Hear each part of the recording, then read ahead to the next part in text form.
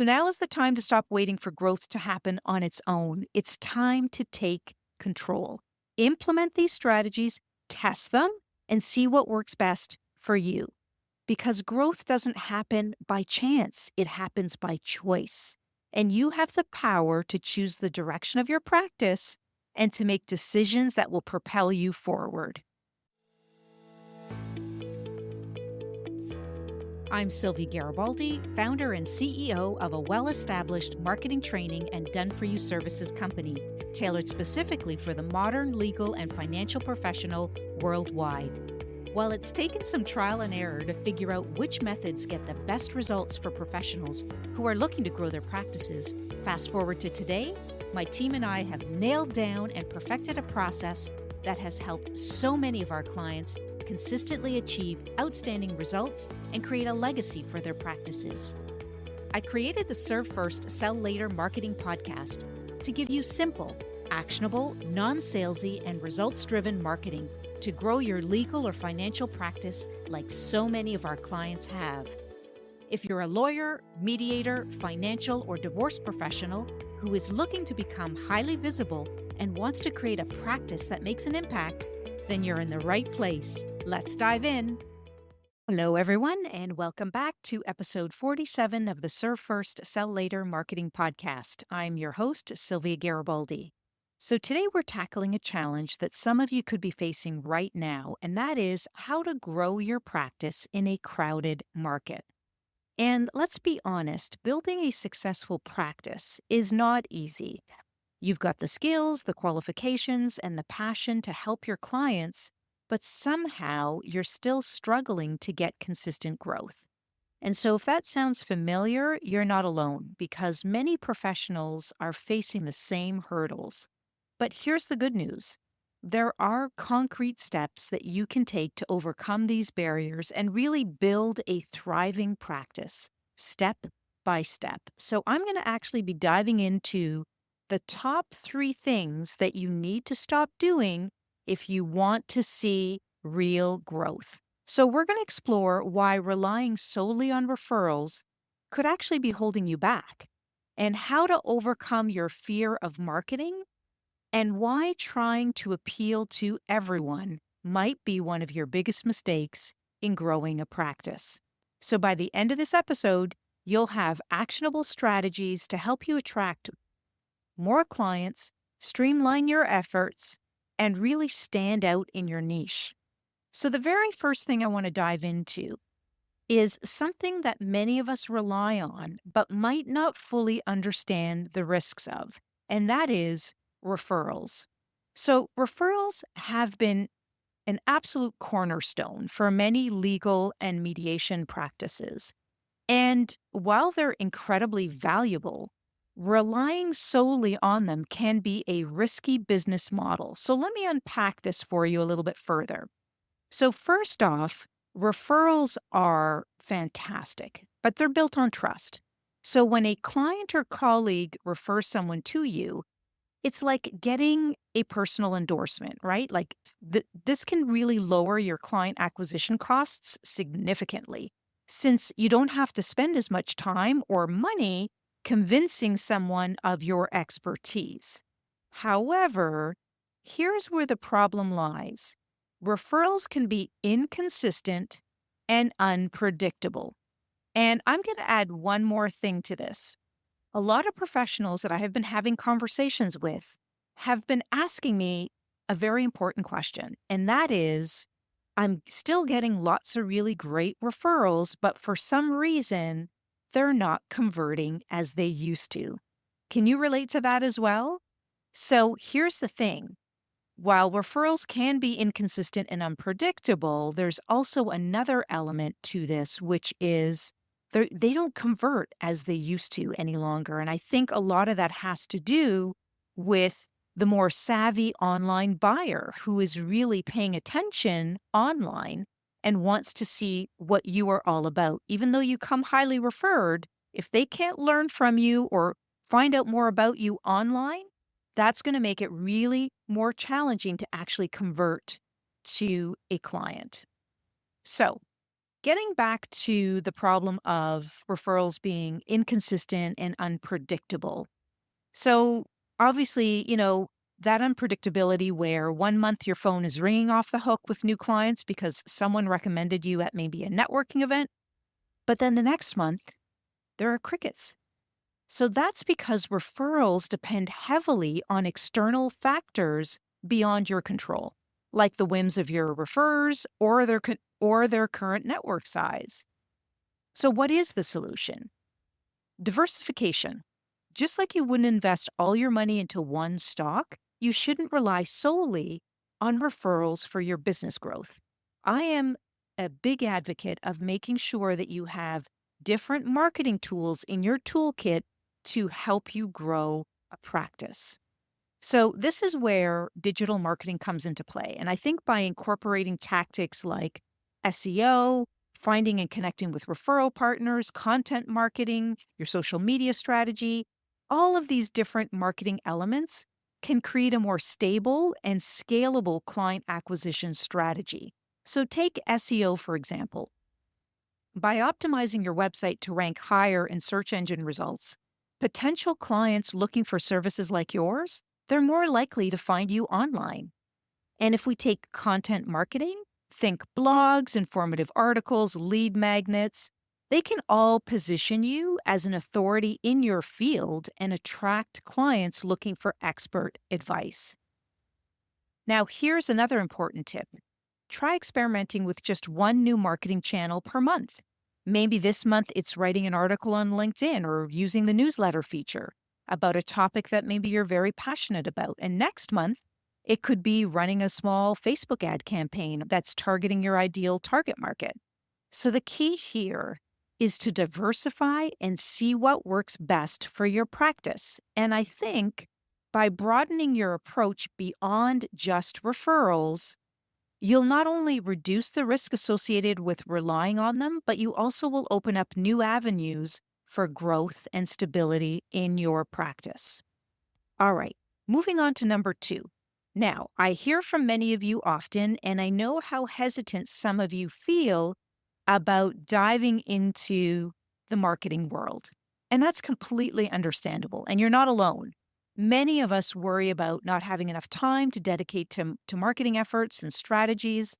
And on top of that, there's a fear of coming across too salesy, too pushy, which can be off putting to potential clients. So, the sheer volume of marketing options can be pretty overwhelming. So, where do you even start?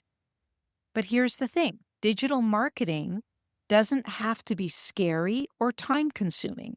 In fact, when done right, it can be an authentic way to connect with people who need your expertise and services the most.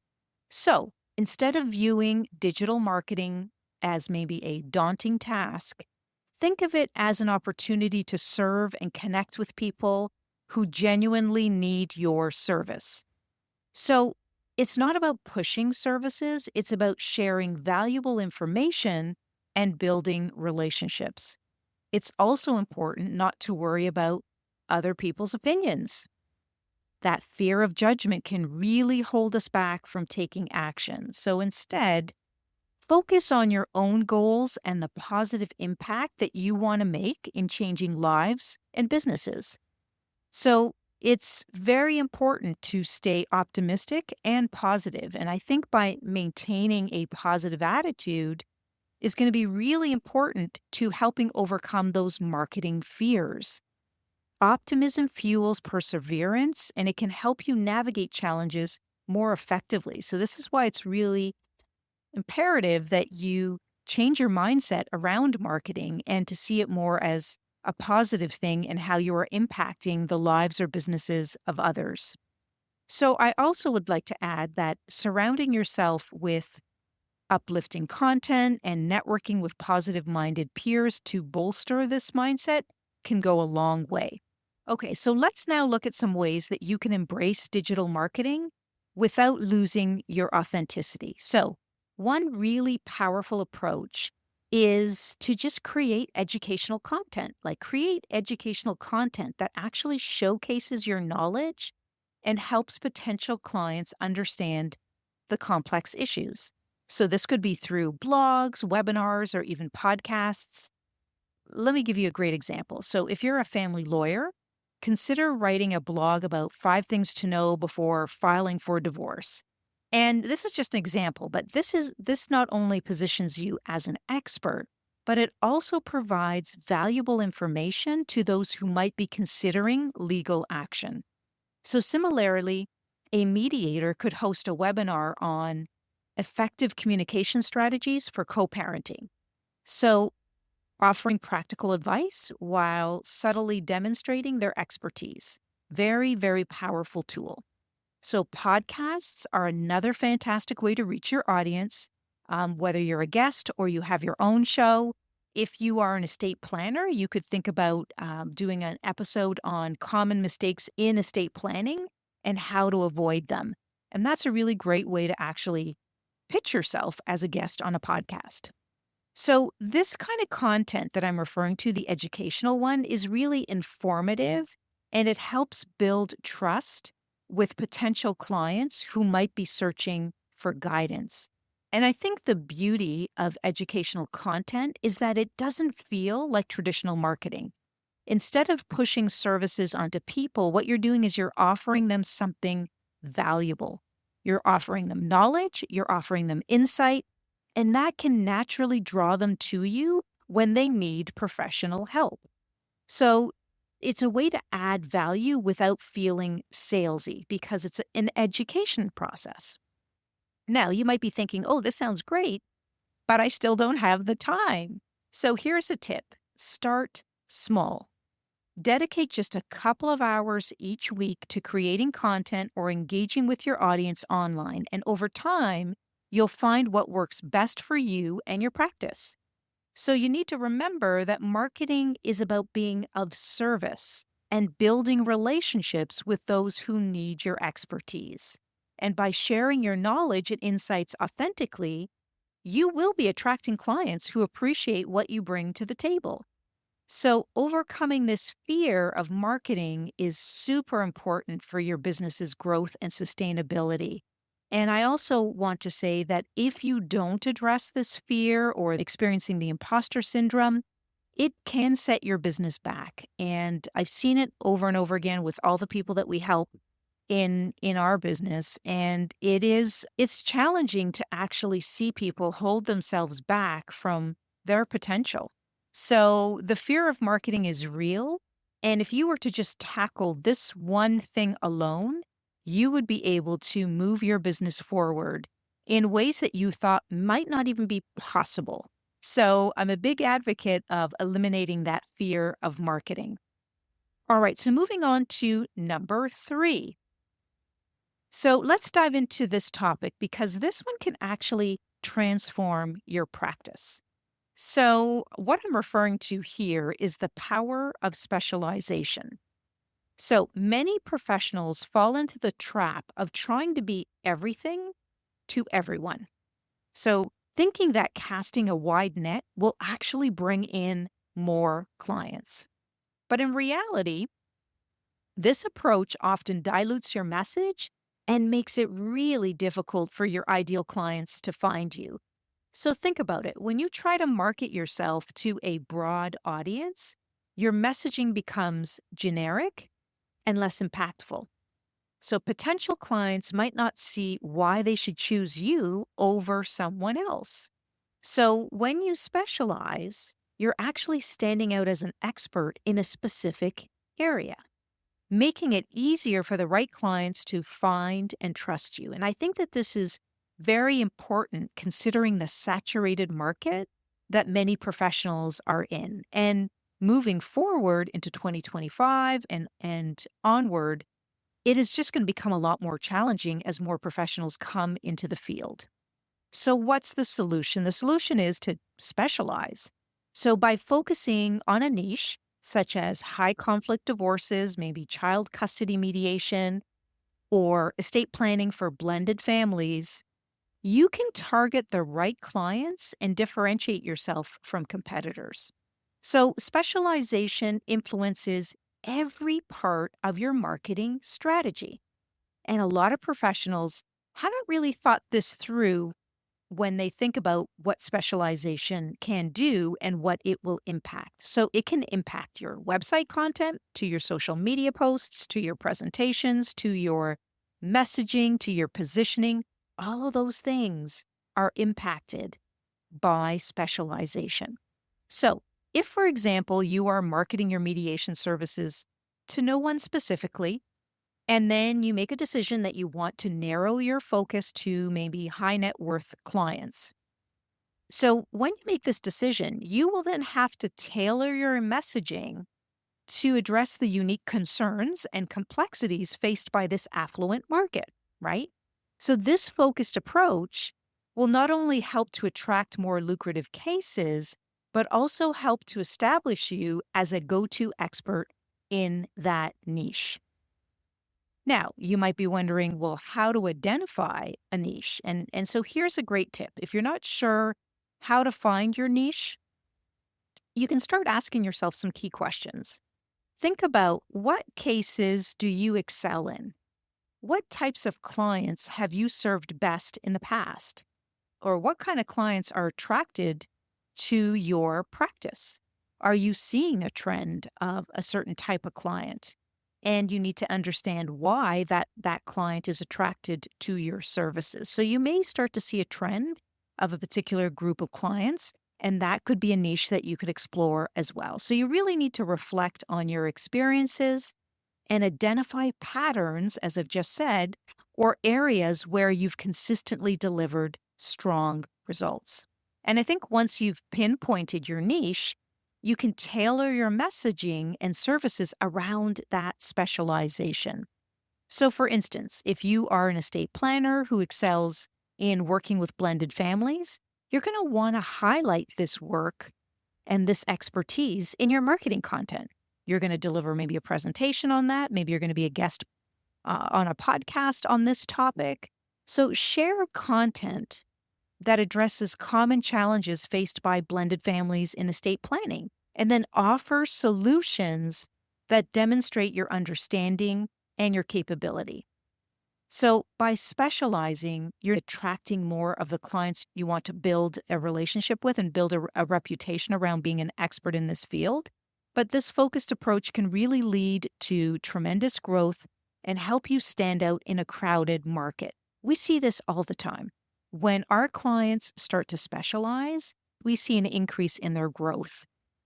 So we've covered a lot, and I want to leave you with some important thoughts that I hope will inspire you to take action right away. So building a successful practice in a crowded market is no easy task, and we know it's just going to get more challenging in 2025. But you have what it takes. You've got the knowledge, you've got the passion, and you have the drive. So now it's time to take the necessary steps to break through those barriers and see the growth that you deserve. So the three takeaways are: you have to stop relying solely on referrals. And while they're valuable, they can be unpredictable. So diversifying with digital marketing, different strategies, will help create more stable and consistent growth. Number two is overcoming that fear of marketing is absolutely important. It's not about being pushy. It's about genuinely sharing your expertise and building meaningful connections with people who need your help. And number three, embrace specialization. Narrow your focus and establish yourself as the go-to expert in your niche. This is how you will stand out and attract the right clients. So now is the time to stop waiting for growth to happen on its own. It's time to take control. Implement these strategies, test them, and see what works best for you. Because growth doesn't happen by chance, it happens by choice. And you have the power to choose the direction of your practice and to make decisions that will propel you forward. So what's your next step? What will you do to start building that thriving practice that you envision?